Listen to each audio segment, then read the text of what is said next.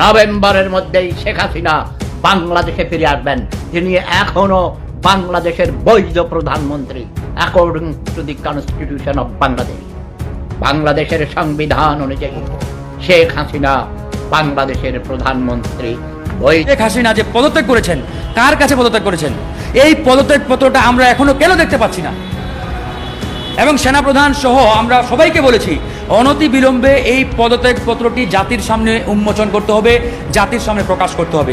শেখ হাসিনা ভারতে পালানোর পর থেকে অনলাইনে কয়েকদিন ধরে শেখ হাসিনার বেশ কয়েকটি ফোনালাপ ফাঁস হয়েছে, যেখানে শেখ হাসিনা বলেছে তিনি পদত্যাগ করেননি, তিনি এখনো বাংলাদেশের প্রধানমন্ত্রী, তাকে জোর করে বাংলাদেশ থেকে বের করে দেওয়া হয়েছে। তার এমন মন্তব্যের কঠিন জবাব দেন ব্যারিস্টার ফুয়াদ। চলুন দেখে নেই কি বলেছেন ব্যারিস্টার ফুয়াদ।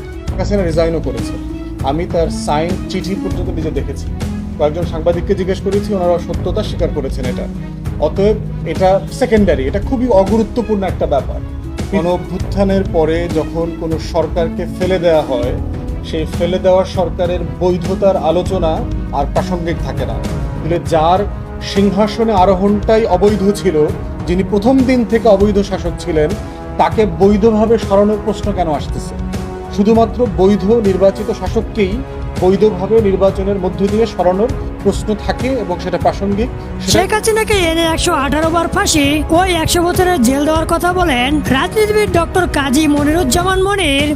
118 বার ফাঁসি হবে এবং আপনার যে মামলাগুলো আছে, অনেক মামলায় আপনার জেল হবে কমপক্ষে 1000 বছর।